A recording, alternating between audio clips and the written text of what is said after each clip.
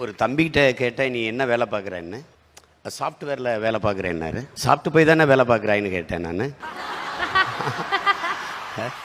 அலைபேசி புதுசாக இருக்கே அப்படின்னேன். ஆமாண்ணே, இது 13Gன்னாரு. செல்ஃபோனில் எத்தனை ஜியும் வரலாம், 11G 13G 14Gலாம் வரலாம். ஆனால் கஞ்சி விவசாயி நாங்கள் தான் ஊற்றணும்.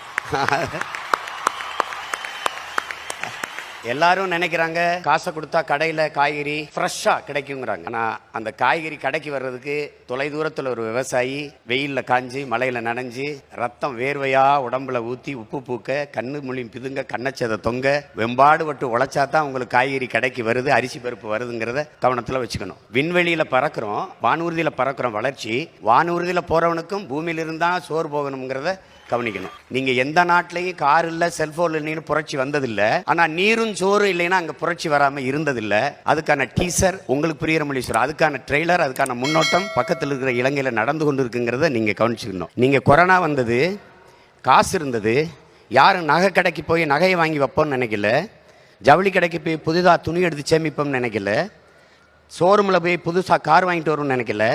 எங்கே மளிகை கடை திறந்திருக்கு, எங்கே காய்கறி கடை திறந்திருக்குன்னா நீங்கள் தேடினீங்க. அப்படின்னா உணவின் அவசியத்தை நீங்கள் புரிஞ்சுப்பீங்கன்னு நினைக்கிறேன். உலகத்தில் வேளாண்மையை கைவிட்ட எல்லா நாடுகளும் பிச்சை எடுக்குது. நீங்கள் தொழில் வளர்ச்சிங்கிறீங்க. தொழில் வளர்ச்சி, வேலை வாய்ப்பு, வேலை பார்த்தா சம்பளம் கிடைக்கும். சம்பளத்துக்கு என்ன செய்வீங்க? நல்லா சாப்பிடுவீங்க. சாப்பாடு எங்கேருந்து வரும்? யார்ட்டையும் பதில் இல்லை. விவசாயத்தை படிக்காதவன் செய்கிற தொழில் என்று நினைக்கிறீங்க. விவசாயம் தொழிலே கிடையாது. அது நம் பண்பாடு, நம்முடைய வாழ்வியல் என்பதை நீங்கள் புரிஞ்சுக்கணும். விவசாயத்தை படிக்காதவன் செய்கிறதுன்னு நீங்கள் நினச்சிங்கன்னா படித்தவனுக்கு பசிக்காதான்னு கேள்வி கேட்டால் பதில் இல்லை. அப்போ படித்தவன்லாம் சாப்பிடாத, யாரும் சாப்பிடாத, அவ்வளோதானே. இது எப்படிப்பட்ட போக்குன்னு பாருங்க. விளைநிலங்களெல்லாம் வீட்டு மனைகளாக வருது.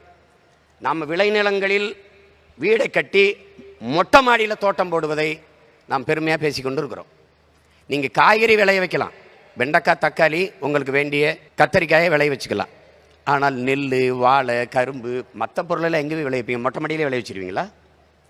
அப்போ எவ்வளோ பெரிய பேராபத்தை நோக்கி நாம் நகர்ந்து கொண்டிருக்கிறோங்கிறத நீங்கள் கவனிச்சுக்கணும். இலவசமாக அரிசி வருது அப்படின்னு நினைக்கிறோம். எத்தனை நாளுக்கு இலவசம் கொடுத்துட முடியும்னு யோசிக்கணும். ஒரு நாள் யோசிக்கணும். ஒரு மனிதன் தன் வாழ்நாளில் என்றாவது ஒரு நாள் வழக்கறிஞரை சந்திக்கிறான், அது அட்வொகேட்டை. என்றாவது ஒரு நாள் பொறியாளர் சந்திக்கிறான், இன்ஜினியரை. என்றாவது ஒரு நாள் மருத்துவரை சந்திக்கிறான், டாக்டரை. ஆனால் ஒரு நாளைக்கு 3 வேளை விவசாயியை சந்திக்கிறான். அதை புரிஞ்சுக்கணும். எல்லா மனிதரும் உலகத்தில் மனிதர்கள் செய்கிற தொழிலை செய்கிறார்கள். விவசாயிகள் மட்டும்தான் தெய்வத்தின் தொழிலை செய்கிறார்கள் என்பதை என் அன்பிற்குரியவர்கள் புரிந்து கொள்ளணும். அது இங்கே பாருங்க, உழவு இல்லை என்றால் உணவு இல்லை. உணவு